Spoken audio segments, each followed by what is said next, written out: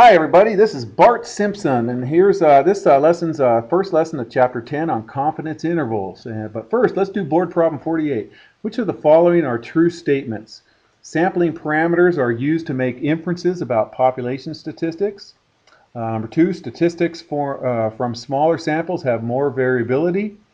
Parameters are fixed while statistics vary depending on which sample is chosen. So is it 1 and 2, 1 and 3, 2 and 3, 1, 2 and 3, or none of the above gives a complete set of true responses. Okay, so pause, pause.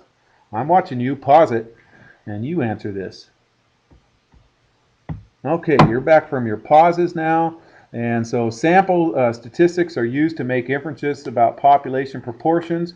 The smaller the sample size, the larger the spread of the sampling distribution. So only 2 and 3 work, so that gives you choice C. All right, so here's this is on confidence intervals, you guys, and let's go ahead and begin. So statistical inferencing provides methods for drawing conclusions about a population from a sample data. All right, so let's go right into an example. This is the old SAT. Okay, in 2000 there were more than 350,000 high school seniors in California. Suppose you want to estimate the mean SAT math score. That year, 1,260,278 college-bound seniors nationwide took the SAT and had a mean math score of 514 with a standard deviation of 113. So let's say you give the test to 500 California seniors and find that their mean is 400. Their sample mean is 461. Why would you think it was lower? So pause right here, and answer the question to yourself. Why would you think it was lower? Well, there's a couple of reasons, you guys. It doesn't say that who you picked of those 500 seniors. You could have picked kids that didn't want to take the SAT. It's just a sample, you guys, and that's another thing. It's just a sample. Sometimes it's smaller, you guys. And besides, not all California high school seniors take the SAT. In fact, roughly only half of them take the SAT, so you might have included some kids that didn't want to take the SAT in the first place. All right, so then there's probably some other reasons too, you guys, okay? Suppose the standard deviation in California of all California seniors is 100. So what's the sample standard deviation, okay? Our sample that we had back here, right there, of these 500 little rascals, okay? Now remember, our sample standard deviation is, we do the standard deviation that they give us and divide it by the square root of our sample size. So we get 4.5. So that would be our sample standard deviation.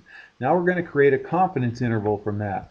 Okay, so if we choose many samples of 500, okay, and they'd all have this sample standard deviation because it's 100 divided by the square root of 500, and find the mean SAT for all, the central limit theorem, which is the law of large numbers, says that the distribution would display a normal distribution with mean equal to typically the unknown population mu, which is the population mean, and the standard deviation equal to 4.5. Okay, because that's what we got right here, 4.5.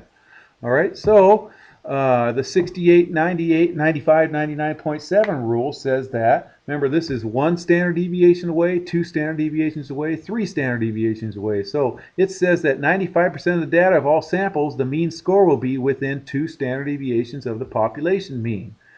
So the mean, the sample mean, x bar, of the 500 SAT math scores will be within 9 points of the population mean in the 95% of all the samples. Where the heck did 9 come from, you guys?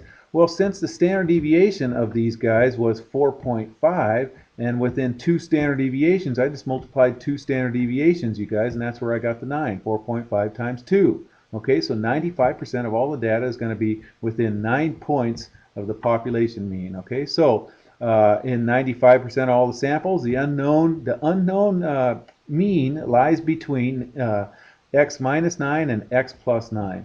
Okay, within 2 standard deviations. Okay, remember 1 standard deviation, so there's 95% of the data. It's right there. Whatever the unknown mu is, I know that 95% of the data is within x minus 9 and x plus 9.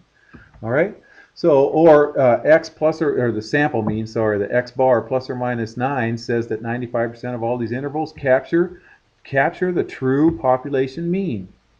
That's what mu is, population mean. Or 95% of the time, the score is 452 between the mu and between 470, and 5% is not. Okay, so that's your +9 and -9 right there.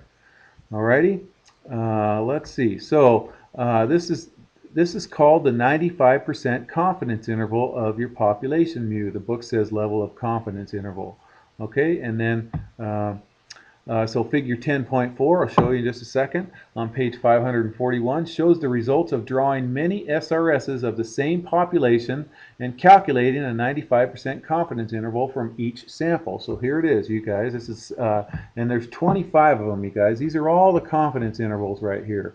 Okay, so here's the population distribution right here, and then here's the population mu that we don't know, but here's all the different 500 samples of 500 that we got from here. Okay, so so there it is. I just shrunk it up over there, and now look at all these guys. The center, I should have an X bar right there. Should be a bar right there. The center X bar of each interval is marked with a dot. So there it is, right there, right there, right there, right there, right there. It's just describing, and it varies from sample to sample. Sometimes it's below this unknown population mu, this line going right here. That's what this is, my mu right here, this line going up and down. Sometimes it's below. See, these dots are sometimes below, that dot right there, that dot right there. Sometimes it's above, that dot right there. Okay, the arrows on either side of the dot, it's the span of the whole confidence interval. So of this confidence interval of 500, this is my 95% right here. Of this confidence interval, there's my 95%. So these arrows show the whole span of the confidence interval. Okay, notice that all but one of these confidence intervals covers the true population mu. This one right here doesn't cover the true population mu. See how this confidence interval doesn't include this line right here. This is the population mu right here. Okay, but all the other ones, the line covers that true population mu. Alrighty? And the law of large numbers says that 95% of these confidence intervals would contain the true population mu right here.